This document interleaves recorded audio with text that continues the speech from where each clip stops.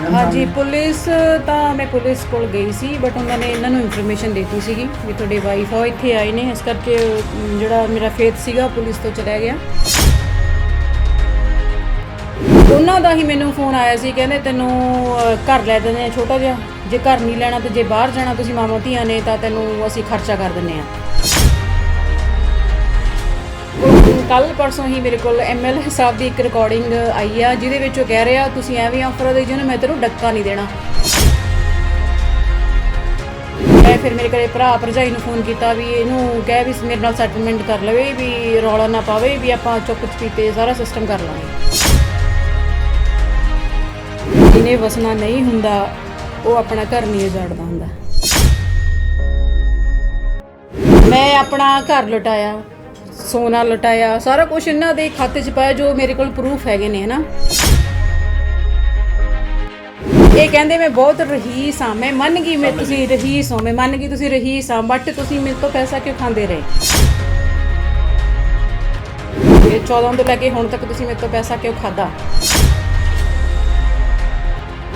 ਬਾਕੀ ਤੁਸੀਂ ਇਹਨਾਂ ਦੇ ਜੋ ਚੋਣ ਕਮਿਸ਼ਨ ਦੇ ਵਿੱਚ ਇਹਨਾਂ ਨੇ ਆਪਣੀ ਫਿਲਿੰਗ ਕੀਤੀ ਸੀ ਅਕਾਊਂਟ ਡਿਟੇਲਸ ਕਿਸੇ 9,000 ਕਿਸੇ 'ਚ 32,000 ਹੋ ਰਹੀ। ਚਲੋ ਮੈਂ ਪਰਸਨਲੀ ਨਹੀਂ ਜਾਣਾ ਚਾਹੁੰਦੀ। ਪਤਾ ਲੱਗ ਜਾਵੇ ਵੀ ਤੁਸੀਂ ਆਪਣੇ ਪੱਲਿਓਂ ਸਾਰਾ ਕੁਝ ਖਵਾ ਰਹੇ ਹੋ ਬਟ ਉਹ ਜਿਹੜਾ ਬੰਦਾ ਉਹਦੇ ਵੱਲੋਂ ਤੁਹਾਨੂੰ ਪ੍ਰੋਪਰ ਰਿਸਪੌਂਸ ਨਹੀਂ ਮਿਲ ਰਿਹਾ ਤੇ ਤੁਹਾਨੂੰ ਝੂਠੇ ਵਾਅਦੇ ਕਰ ਰਿਹਾ।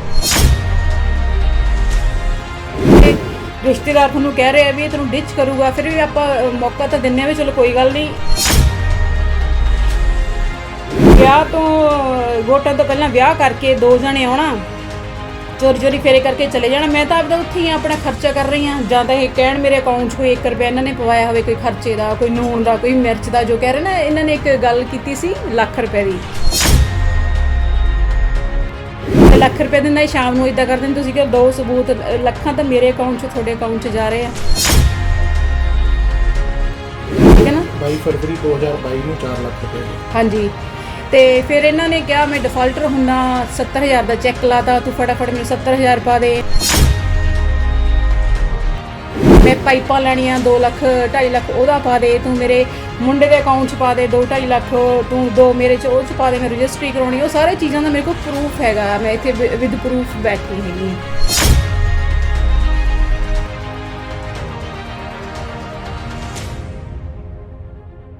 ਧੜੀ ਹੋਈ ਹੈ ਤੁਹਾਡੇ ਨਾਲ, ਉਸ ਮਾਮਲੇ ਤੋਂ ਬਾਅਦ ਜਦੋਂ ਤੁਸੀਂ ਸਾਹਮਣੇ ਆਏ ਮੀਡੀਆ ਦੇ ਵਿੱਚ ਵੀ ਬਿਆਨ ਦਿੱਤੇ, ਕਿਆ ਕਿਸੇ ਤਰ੍ਹਾਂ ਦਾ ਸੰਪਰਕ ਸਾਧਨ ਦੀ ਤੁਹਾਡੇ ਨਾਲ ਵੀ ਕੋਈ ਕੋਸ਼ਿਸ਼ ਕੀਤੀ ਗਈ ਹੈ? ਔਰ ਤੁਸੀਂ ਪੁਲਿਸ ਕੋਲ ਗਏ, ਪੁਲਿਸ ਕੀ ਕਹਿੰਦੀ ਹੈ ਤੁਹਾਨੂੰ? ਕਿਉਂ ਤੁਹਾਡੀ ਸ਼ਿਕਾਇਤ ਤੇ ਕੋਈ ਕਾਰਵਾਈ ਨਹੀਂ ਕਰ ਰਹੀ ਸੀ ਪੁਲਿਸ? ਸਾਹਮਣੇ ਹਾਂਜੀ ਪੁਲਿਸ ਤਾਂ ਮੈਂ ਪੁਲਿਸ ਕੋਲ ਗਈ ਸੀ ਬਟ ਉਹਨਾਂ ਨੇ ਇਹਨਾਂ ਨੂੰ ਇਨਫੋਰਮੇਸ਼ਨ ਦਿੱਤੀ ਸੀਗੀ ਵੀ ਤੁਹਾਡੇ ਵਾਈਫ ਆ ਇੱਥੇ ਆਏ ਨੇ ਇਸ ਕਰਕੇ ਜਿਹੜਾ ਮੇਰਾ ਫੇਥ ਸੀਗਾ ਪੁਲਿਸ ਤੋਂ ਚਲਾ ਗਿਆ। ਤੇ ਦੈਟਸ ਵਾਈ ਮੈਂ ਆਪਣੇ ਐਡਵੋਕੇਟ ਸਾਹਿਬ ਕੋਲੇ ਆਈ ਹਾਂ। ਤੇ ਬਾਕੀ ਜਿਹੜੀ ਗੱਲ ਤੁਸੀਂ ਕਹੀ ਸੀ ਸੈਕੰਡ ਕੁਐਸਚਨ ਤੁਸੀਂ ਕੀ ਕੀਤਾ ਸੀਗਾ ਕਿ ਉਸ ਤੋਂ ਬਾਅਦ ਕਿਆ ਇਹਨਾਂ ਨੇ ਕਿਸੇ ਤਰ੍ਹਾਂ ਦਾ ਹਾਂਜੀ ਸੰਪਰਕ ਇਹਨਾਂ ਦੇ ਨਾ ਲਿੰਕਡ ਨੇ ਜੋ ਇਹਨਾਂ ਦੇ ਏਰੀਏ ਦੇ ਨੇ, ਜੋ ਇਹਨਾਂ ਦੇ ਨਾਲ ਹਮੇਸ਼ਾ ਰਹਿੰਦੇ ਨੇ। ਉਹਨਾਂ ਦਾ ਹੀ ਮੈਨੂੰ ਫੋਨ ਆਇਆ ਸੀ ਕਹਿੰਦੇ ਤੈਨੂੰ ਘਰ ਲੈ ਦਿੰਦੇ ਆ ਛੋਟਾ ਜਿਹਾ, ਜੇ ਘਰ ਨਹੀਂ ਲੈਣਾ ਤੇ ਜੇ ਬਾਹਰ ਜਾਣਾ ਤੁਸੀਂ ਮਾਵਾਂ ਧੀਆਂ ਨੇ ਤਾਂ ਤੈਨੂੰ ਅਸੀਂ ਖਰਚਾ ਕਰ ਦਿੰਦੇ ਆ।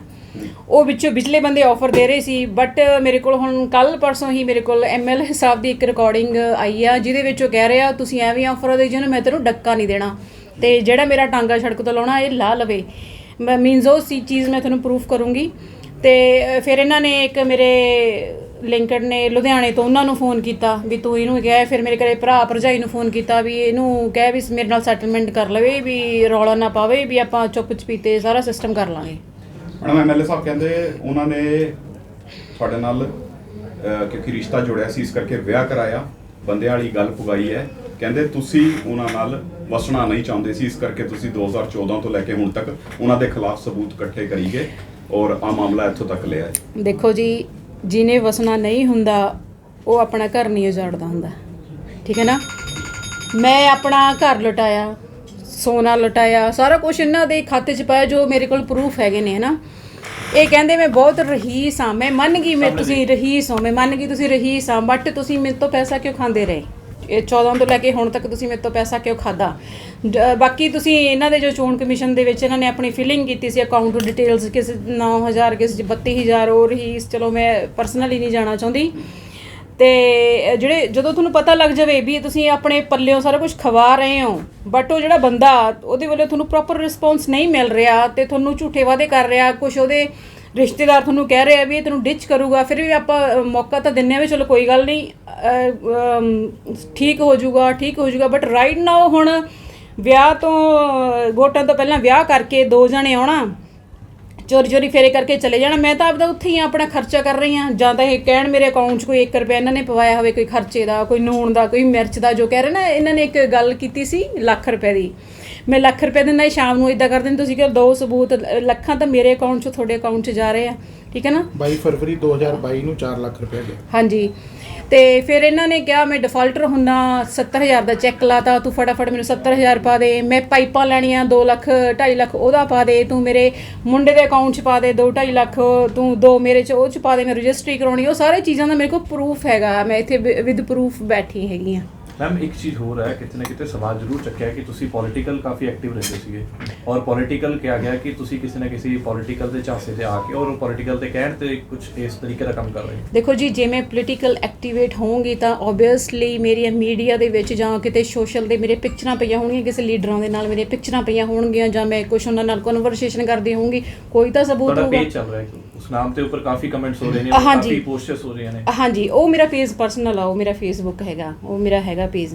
ਤੇ ਜੇ ਪੋਲੀਟੀਕਲ ਮੇਰੀ ਤੁਸੀਂ ਡਿਟੇਲਾਂ ਕਢਵਾ ਲਓ, ਮੈਂ ਤੁਹਾਨੂੰ ਦੋਨੇ ਨੰਬਰ ਦਿੰਨੀ ਆ, ਤੁਸੀਂ ਦੋਨੇ ਡਿਟੇਲਾਂ ਪੋਲੀਟੀਕਲ ਤੁਸੀਂ ਕਰ ਰਹੇ ਹੋ ਨਾ, ਕਿਉਂਕਿ ਅਰਵਿੰਦ ਕੇਜਰੀਵਾਲ ਤੇ ਤੁਸੀਂ ਕਰ ਰਹੇ ਹੋ, ਸੰਧਵਾ ਸਾਹਿਬ ਦੇ ਉੱਤੇ ਪੋਸਟ ਪਾਈ ਹਾਂਜੀ, ਮਤਲਬ ਪਾਰਟੀ ਦੇ ਉੱਪਰ ਸਿੱਧੇ ਤੌਰ ਤੇ ਬਿਲਕੁਲ। ਜਦੋਂ ਪਾਰਟੀ ਤੋਂ ਤੁਸੀਂ 4-5 ਸਾਲ ਤੁਸੀਂ ਕੰਟੈਕਟ ਕਰਨ ਦੀ ਕੋਸ਼ਿਸ਼ ਕਰ ਰਹੇ ਹੋ, ਮੈਂ ਭਗਵੰਤ ਮਾਨ ਦੇ OSD ਸਾਹਿਬ ਨਾਲ ਮੇਰੀ ਗੱਲ ਹੋਈ ਸੀ, ਉਹਨਾਂ ਨੇ ਕੋਈ ਰਿਸਪੌਂਸ ਨਹੀਂ ਦਿੱਤਾ। ਭਗਵੰਤ ਮਾਨ ਜਿਹੜੇ CM ਸਾਹਿਬ ਨੇ, ਉਹਨਾਂ ਨੂੰ ਮੈਂ ਪਰਸਨਲੀ ਆਪਣੇ ਫੋਨ ਤੋਂ ਕੰਟੈਕਟ ਕਰਨ ਦੀ ਕੋਸ਼ਿਸ਼ ਕੀਤੀ, ਉਹਨਾਂ ਨੇ ਮੇਰਾ ਫੋਨ ਹੀ ਨਹੀਂ ਪਿਕ ਕੀਤਾ। ਦੈਟਸ ਵਾਈ ਫਿਰ ਜੋ ਤੁਹਾਨੂੰ ਕੋਈ ਰਿਸਪੌਂਸ ਹੀ ਨਹੀਂ ਮਿਲੂਗਾ ਜਾਂ ਤੁਹਾਨੂੰ ਕੋਈ ਸੱਦੂਗਾ ਹੀ ਨਹੀਂ, ਜੋ ਤੁਹਾਨੂੰ ਇੰਨੀ ਇੰਪੋਰਟੈਂਟ ਤੁਹਾਨੂੰ ਉਹ ਦੱਸ ਰਿਹਾ ਵੀ ਮੇਰੇ ਨਾਲ ਧੱਕਾ ਹੋ ਰਿਹਾ, ਤੁਹਾਡਾ ਹੀ ਮੌਜੂਦਾ MLA ਕਰ ਰਿਹਾ, ਜਦੋਂ ਉਹ ਨਹੀਂ ਰਿਸਪੌਂਸ ਦੇਣਗੇ ਤੁਸੀਂ ਆਪੇ ਦੇਖ ਲਓ, ਫਿਰ ਤੁਸੀਂ ਉਹਦੇ MLA ਸਾਹਿਬ ਤੇ ਕਹਿੰਦੇ ਹੋਏ ਨਜ਼ਰ ਆਏ ਨੇ ਕਿ ਮੇਰੀ ਘਰ ਵਾਲੀ ਨੇ ਮੈਨੂੰ ਜਨਤਕ ਤੌਰ ਤੇ ਨੰਗਾ ਕਰਨ ਦਾ ਕੰਮ ਕੀਤਾ। ਉਹ ਕਹਿੰਦੇ ਮੇਰੀ ਜਿਹੜੀ ਵੀਡੀਓ ਵੀ ਵਾਇਰਲ ਹੋਈ ਹੈ ਉਸ ਦੇ ਵਿੱਚ ਵੀ ਕਹਿੰਦੇ ਮੈਂ ਤੁਹਾਡੇ ਨਾਲ ਹੀ ਗੱਲਬਾਤ ਕਰ ਰਿਹਾ ਸੀ, ਜੇ ਕਹਿੰਦੇ ਤੁਸੀਂ ਸਾਬਤ ਕਰ ਦਿਓ ਵੀ ਮੈਂ ਤੁਹਾਡੇ ਨਾਲ ਗੱਲ ਨਹੀਂ ਕਰ ਰਿਹਾ ਸੀ, ਕਹਿੰਦੇ ਮੈਂ ਸਿਆਸਤ ਛੱਡਣ ਦੀ ਤੇ ਦੂਰ ਦੀ ਗੱਲ, ਮੈਂ ਖੁਦ ਨੂੰ ਗੋਲੀ ਤੱਕ ਮਾਰ ਦੂੰਗਾ, ਇਸ ਤਰ੍ਹਾਂ ਦੀ ਚਲੋ ਉਹ ਤਾਂ ਉਹਨਾਂ ਦੇ ਡਾਇਲੌਗ ਨੇ, ਪਤਾ ਨਹੀਂ ਕਿਹੜੀ ਫਿਲਮ ਦੇ, ਮਰਦ ਪਿਕਚਰ ਦੇ ਸ਼ਾਇਦ ਡਾਇਲੌਗ ਨੇ, ਜੋ ਕਹਿ ਰਹੇ ਮੈਂ ਮਰਦ ਪਿਕਚਰ ਦੇ ਹੀ ਡਾਇਲੌਗ ਮਾਰ ਰਹੇ ਨੇ, ਜੋ ਸਵੇਰੇ ਕਹਿੰਦੇ ਆ ਮੈਂ ਮਰਦ ਤੇ ਸ਼ਾਮ ਨੂੰ ਕਹਿ ਦਿੰਦੇ ਮਰਦ ਬਣਨ 'ਚ ਕੋਈ ਫਾਇਦਾ ਨਹੀਂ ਹੈ ਨਾ। ਉਹ ਉਹਨਾਂ ਦੀ ਇਸ ਵਿਸ਼ੇ ਤੇ ਮੈਂ ਜਾਣਾ ਹੀ ਨਹੀਂ ਚਾਹੁੰਦੀ, ਜੋ ਮੇਰੇ ਤੇ ਬਲੇਮ ਕਰਦੇ ਆ, ਤੁਸੀਂ ਸਬੂਤ ਸਿੱਟੋ, ਦਿਨ ਫਿਰ ਮੈਂ ਤੁਹਾਨੂੰ ਮੈਮ ਇਸ 'ਚ ਕਿੰਨੀ ਕਿ ਸੱਚਾਈ ਹੈ? 1 ਕਰੋੜ ਰੁਪਏ ਦਾ ਜਿਹੜਾ ਫਲੈਟ ਬੰਡਲ ਤੁਸੀਂ ਵੀ ਜ਼ਿਕਰ ਕੀਤਾ, ਉਹ ਕਹਿੰਦੇ ਕਿ ਅਸੀਂ ਦੋਨੋਂ ਇਕੱਠੇ ਮਿਲ ਕੇ ਆਪਣੀ ਦੁਨੀਆ ਵਸਾ ਰਹੇ ਸੀਗੇ, ਦੋਨੋਂ ਇਕੱਠੇ ਮਿਲ ਕੇ ਉਸ ਘਰ ਨੂੰ ਸਜਾ ਰਹੇ ਸੀ, ਕੀ ਇਸ ਤੱਕ ਸਹੀ ਹੈ? ਦੇਖੋ ਜੀ, ਇਹਨਾਂ ਨੇ ਇਹ ਕਲੇਮ ਕੀਤਾ ਵੀ ਮੈਨੂੰ ਆਲਰੇਡੀ ਘਰ ਲੈ ਕੇ ਦਿੱਤਾ ਹੋਇਆ, ਜੇ ਇਹਨਾਂ ਕੋਲ ਰਜਿਸਟਰੀ ਹੁੰਦੀ ਤੁਹਾਨੂੰ ਇਹ ਸ਼ੋਅ ਕਰਦੇ, ਦੇਖੋ ਜੀ ਆ ਮੈਨੂੰ ਆਹ ਚੀਜ਼ ਲੈ ਕੇ ਦਿੱਤੀ ਜੀ, ਆ ਮੈਨੂੰ ਸੋਨਾ ਲੈ ਕੇ ਦਿੱਤਾ ਜੀ, ਆ ਮੈਨੂੰ ਆਹ ਫਲਾਣਾ ਲੈ ਕੇ ਦਿੱਤਾ, ਧਮਕਾ ਲੈ ਕੇ ਦਿੱਤਾ, ਕੁਛ ਤਾਂ ਤੁਹਾਨੂੰ ਸ਼ੋਅ ਕਰਦੇ ਨਾ।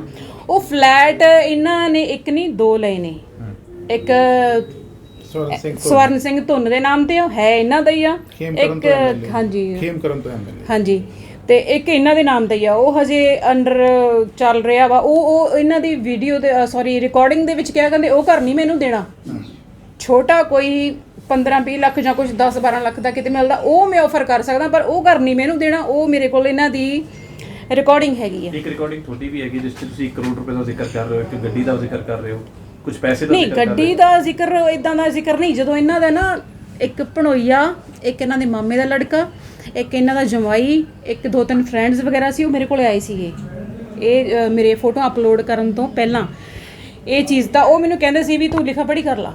ਮੈਂ ਕਿਹਾ ਵੀ ਜੇ ਤੁਹਾਡੇ ਵੱਲੋਂ ਆਫਰ ਆ ਰਿਹਾ, ਤੁਸੀਂ ਹੀ ਮੈਂ ਕਿਹਾ ਮੈਨੂੰ ਐਡਾ ਤੁਸੀਂ ਜੋ ਮੇਰਾ ਨੁਕਸਾਨ ਹੋਇਆ ਵੀ ਆ ਸਾਰਾ ਕੁਝ ਮੈਂ ਤੁਹਾਡੇ ਤੇ ਇਨਵੈਸਟਮੈਂਟ ਕੀਤਾ, ਮੇਰਾ ਸਾਰਾ ਕੁਝ ਪੂਰਾ ਕਰ ਦਿਓ, ਨੀਅਰ ਅਬਾਊਟ 60-70 ਲੱਖ ਰੁਪਇਆ ਮੈਂ ਤੁਹਾਡੇ ਤੇ ਖਰਾਬ ਕਰ ਚੁੱਕੀ ਹਾਂ, ਤੁਸੀਂ ਪੂਰਾ ਕਰੋ, ਕੋਈ ਗੱਲ ਨਹੀਂ। ਇਹ ਚੀਜ਼ ਹੋਈ ਸੀ, ਇਦਾਂ ਨਹੀਂ ਮੈਨੂੰ ਉਹ ਗੱਡੀ ਚਾਹੀਦੀ ਜਾਂ ਕੁਝ ਹੋਰ ਚਾਹੀਦਾ। ਜਿਹੜੇ ਵੀਡੀਓ ਵਾਲੇ ਐਲੀਗੇਸ਼ਨ ਲਾ ਰਹੇ ਨੇ ਕਿ ਤੁਹਾਡੇ ਨਾਲ ਹੀ ਗੱਲ ਕਰ ਰਹੇ ਸੀ? ਨਹੀਂ ਜੀ, ਮੇਰੇ ਨਾਲ ਨਹੀਂ ਗੱਲ ਕਰ ਰਹੇ, ਉਹਨਾਂ ਨੂੰ ਹੀ ਬੈਟਰ ਜ਼ਿਆਦਾ ਪਤਾ ਹੋਣਾ ਕਿ ਕਿਹਦੇ ਨਾਲ ਗੱਲ ਕਰ ਰਹੇ। ਤੁਸੀਂ ਵਾਇਰਲ ਕੀਤੀ? ਨਹੀਂ ਜੀ, ਮੈਂ ਨਹੀਂ ਵਾਇਰਲ ਕੀਤੀ ਉਹ ਚੀਜ਼, ਮੇਰੇ ਕੋਲ ਆਈ ਸੀਗੀ ਘੁੰਮਦੀ ਘਮਾਉਂਦੀ। ਹਾਈ ਕੋਰਟ 'ਚ ਹੁਣ ਤੁਸੀਂ ਕੀ ਪਟੀਸ਼ਨ ਕੀ ਪਾ ਰਹੇ ਹੈਗੇ ਹੋ, ਪਾ ਦਿੱਤੀ ਹੈ ਜਾਂ ਪਾਣੀ ਹੈਗੀ ਹੈ, ਕੀ ਤੁਹਾਡੀ ਪ੍ਰੇਅਰ ਕੀ ਹੈ? ਉਹਦੇ 'ਚ ਸਾਡੇ 2 ਇਸ਼ੂ ਸੀਗੇ ਜੀ। ਇੱਕ ਨੰਬਰ ਦਾ ਇਸ਼ੂ ਇਹ ਸੀਗਾ ਕਿ 22 ਤਰੀਕ ਨੂੰ ਅਸੀਂ SSP ਸਾਹਿਬ ਦੇ ਆਫਿਸ ਗਏ ਸੀਗੇ ਕੰਪਲੇਂਟ ਦੇਣ ਵਾਸਤੇ MLA ਸਾਹਿਬ ਦੇ ਅਗੇਂਸਟ, ਲੇਕਿਨ ਸਾਡੀ ਕੰਪਲੇਂਟ ਨੂੰ ਐਕਸੈਪਟ ਹੀ ਨਹੀਂ ਕੀਤਾ ਗਿਆ। ਇੱਕ ਐਕਸ਼ਨ ਲੈਣਾ ਤਾਂ ਬਾਅਦ ਦੀ ਗੱਲ ਹੈ ਨਾ ਜੀ, ਕਿ ਵੀ ਇੱਕ ਆਫੀਸਰ ਦੇ ਕੋਲ ਕੰਪਲੇਂਟ ਜਾਂਦੀ ਹੈ and then he starts action. ਉਹਨਾਂ ਨੇ ਐਕਸ਼ਨ ਵੀ ਨਹੀਂ ਲਿਆ, ਉਹਨਾਂ ਨੇ ਕੰਪਲੇਂਟ ਹੀ ਨਹੀਂ ਐਕਸੈਪਟ ਕੀਤੀ ਸਾਡੀ। ਫਿਰ ਉਸ ਦੇ ਬਾਅਦ ਅਸੀਂ ਉਹਦੀ ਰਜਿਸਟਰਡ ਪੋਸਟ ਕਰਾਈ ਉਹਨਾਂ ਨੂੰ। ਰਜਿਸਟਰਡ ਪੋਸਟ ਕਰਾਉਣ ਤੋਂ ਬਾਅਦ ਹੁਣ ਕਲਾਇੰਟ ਨੇ ਐਡਵੋਕੇਟ ਕੋਲੋਂ ਇਹ ਪੁੱਛਣਾ ਹੁੰਦਾ ਜੀ ਵੀ ਮੇਰੇ ਕੋਲ ਕੀ ਰਸਤਾ ਹੈ, ਤੇ ਅਸੀਂ ਕਿਹਾ ਕਿ ਜੀ ਹੁਣ ਆਪਾਂ ਨੂੰ ਕੋਈ ਇੱਕ ਡਾਇਰੈਕਸ਼ਨ ਕਿਸੇ ਹਾਇਰ ਆਫੀਸ਼ੀਅਲ ਕੋਲੋਂ ਲੈਣੀ ਪਏਗੀ।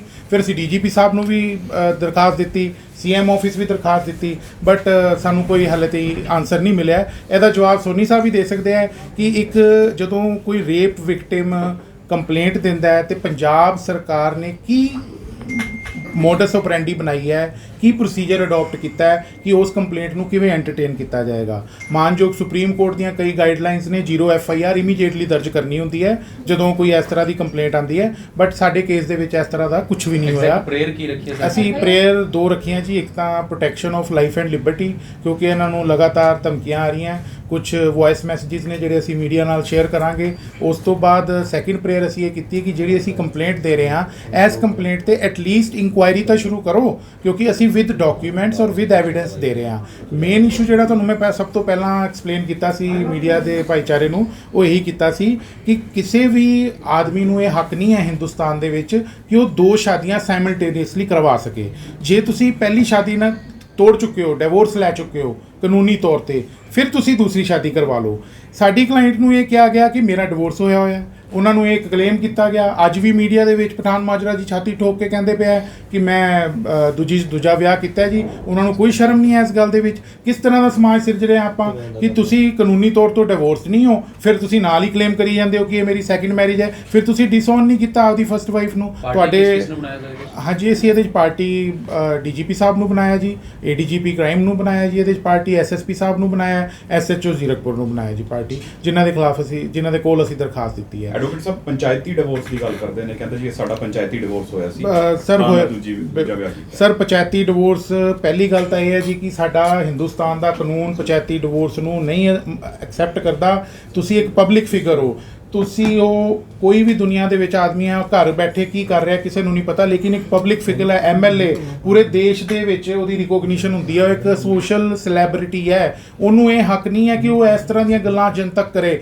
ਕਿ ਜਿਵੇਂ ਮੇਰਾ ਪੰਚਾਇਤੀ ਡਿਵੋਰਸ ਹੋਇਆ ਸੀ ਇਸ ਕਰਕੇ ਮੈਂ ਦੂਜਾ ਵਿਆਹ ਕਰ ਲਿਆ। ਇਹ ਕਾਨੂੰਨ ਦੀ ਉਲੰਘਣਾ ਹੈ। ਇਸ ਗੱਲ ਦਾ ਸੰਗਿਆਨ ਮੈਨੂੰ ਇਹ ਲੱਗਦਾ ਹੈ ਕਿ ਸਾਡੇ ਤੋਂ ਪਹਿਲਾਂ ਔਰ ਮੇਰੀ ਕਲਾਇੰਟ ਤੋਂ ਪਹਿਲਾਂ ਇਹਨਾਂ ਦੀ ਪਾਰਟੀ ਨੂੰ ਲੈਣਾ ਚਾਹੀਦਾ ਸੀਗਾ। ਉਹ ਆਪ ਇਸ ਗੱਲ ਦੀ ਘੋਖ ਕਰਦੇ ਕਿ ਭਾਈ ਤੁਹਾਡਾ ਡਿਵੋਰਸ ਨਹੀਂ ਹੋਇਆ, ਤੁਸੀਂ ਦੂਜੀ ਸ਼ਾਦੀ ਕਿਸ ਤਰੀਕੇ ਦੇ ਨਾਲ ਕਰਵਾ ਰਹੀ। ਇਹਨਾਂ ਦੀ ਜਿਹੜੀ ਕੰਪਲੇਂਟ ਹੈ ਉਹ ਬਹੁਤ ਸਪਸ਼ਟ 2 ਲਾਈਨਾਂ 'ਚ ਖਤਮ ਹੋ ਜਾਂਦੀ ਹੈ ਕਿ ਮੇਰੇ ਨਾਲ ਧੋਖਾ ਕੀਤਾ ਗਿਆ ਕਿ ਜਦੋਂ ਤੁਸੀਂ ਡਿਵੋਰਸ ਕਾਨੂੰਨੀ ਤੌਰ ਤੋਂ ਨਹੀਂ ਲਿਆ ਹੋਇਆ ਸੀ, ਤੁਹਾਡੇ ਕੋਲ ਇਹ ਹੱਕ ਨਹੀਂ ਸੀਗਾ ਕਿ ਤੁਸੀਂ ਦੂਜੀ ਸ਼ਾਦੀ ਕਰਾ ਸਕੋ। ਤੁਸੀਂ ਦਰਬਾਰ ਸਾਹਿਬ ਦੇ ਅੱਗੇ ਝੂਠ ਬੋਲਿਆ, ਤੁਸੀਂ ਗ੍ਰੰਥੀ ਸਾਹਿਬ ਨੂੰ ਝੂਠ ਬੋਲਿਆ। ਅੱਜ ਤੁਸੀਂ SGPC ਦੇ ਸਾਡੇ ਜਥੇਦਾਰ ਸਾਹਿਬ ਜੀ ਕੋਲੋਂ ਪੁੱਛ ਲਓ ਕਿ ਕਿਆ ਸਾਡਾ ਧਰਮ ਇਜਾਜ਼ਤ ਦਿੰਦਾ ਹੈ, ਉਹ ਤੁਹਾਨੂੰ ਦੱਸ ਦੇਣਗੇ। ਤੁਸੀਂ MLA ਸਾਹਿਬ ਕਿਸੇ ਕੋਲੋਂ ਪੁੱਛ ਲਓ, ਤੁਸੀਂ ਕੇਜਰੀਵਾਲ ਸਾਹਿਬ ਕੋਲੋਂ ਪੁੱਛ ਲਓ, ਭਗਵੰਤ ਮਾਨ ਜੀ ਕੋਲੋਂ ਪੁੱਛ ਲਓ, ਕਿਸੇ ਕੋਲੋਂ ਪੁੱਛ ਲਓ, ਤੁਸੀਂ ਫੇਰੇ ਨਹੀਂ ਲੈ ਸਕਦੇ ਸਰ। ਜਿੰਨੀ ਦੇਰ ਤੱਕ ਤੁਸੀਂ ਪਹਿਲਾਂ ਡਿਵੋਰਸ ਨਹੀਂ ਕਰਾਇਆ, ਤੁਸੀਂ ਦੂਜੀ ਸ਼ਾਦੀ ਕਿਵੇਂ ਕਰਾ ਸਕਦੇ ਹੋ। ਉਹਨਾਂ ਨੇ ਇਹਨਾਂ ਨੂੰ ਝੂਠ ਬੋਲਿਆ, ਨਾਲ ਸਮਾਜ ਨੂੰ ਝੂਠ ਬੋਲਿਆ ਕਿ ਮੇਰਾ ਡਿਵੋਰਸ ਹੋ ਚੁੱਕਿਆ ਜੀ ਕਾਨੂੰਨੀ ਤੌਰ ਤੋਂ।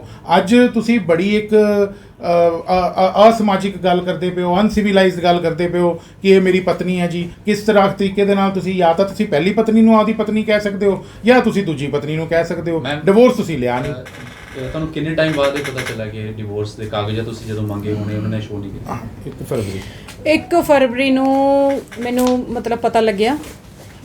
ਗੁੱਡ ਫੇਥ ਐਕਚੁਅਲੀ ਨਾ ਸੀ, ਸਾਰਾ ਕੁਝ ਚੱਲ ਰਿਹਾ ਗੁੱਡ ਫੇਥ ਤੇ ਹੀ ਚੱਲ ਰਿਹਾ ਸੀ। ਮੈਨੂੰ ਇਹਨਾਂ ਤੇ ਯਕੀਨ ਸੀ ਵੀ ਨਹੀਂ, ਇਹ ਮੇਰੇ ਨਾਲ ਧੋਖਾ ਨਹੀਂ ਕਰਨਗੇ।